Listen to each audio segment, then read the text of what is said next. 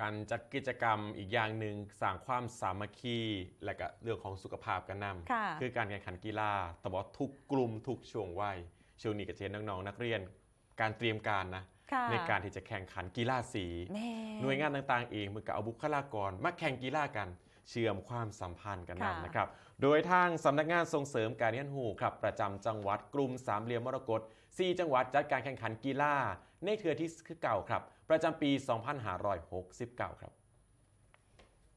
กิจกรรมนี้จัดขึ้นอยู่ที่สนามฟุตบอลโรงเรียนอำนาจเจริญครับโดยมีนายเสนีสมเขียวหวานผู้ว่าราชการจังหวัดอำนาจเจริญเป็นประธานเปิดการแข่งขัน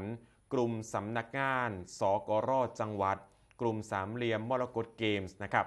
ใส่คำขวัญที่ว่าสปิริตมิตรภาพสามัคคีจะเป็นครั้งที่9ครับประจำปี 2569 ก็มีครูนักเรียนจากสำนักงานส่งเสริมการเรียนรู้ประจำจังหวัดกลุ่มสามเหลี่ยมมรกต4จังหวัดเข้าร่วมการแข่งขันก็คือจากอุบลราชธานีศรีสะเกษยโสธรและอำนาจเจริญมุ่งเน้นให้นักเรียนในสังกัดครับทุกเป้าหมายกลุ่มทุกเป้าหมายมีความรู้ความสามารถในการจัดการชีวิตของเจ้าของให้อยู่ในสังคมได้อย่างมีความสุขและใส่เวลาว่างให้เกิดประโยชน์ห่างไกลจากยาเสพติด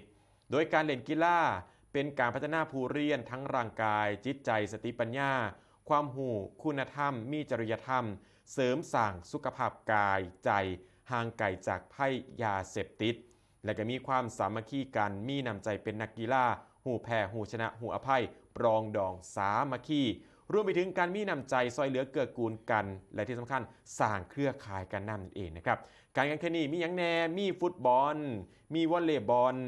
ตะกร้อและกะเปตองครับ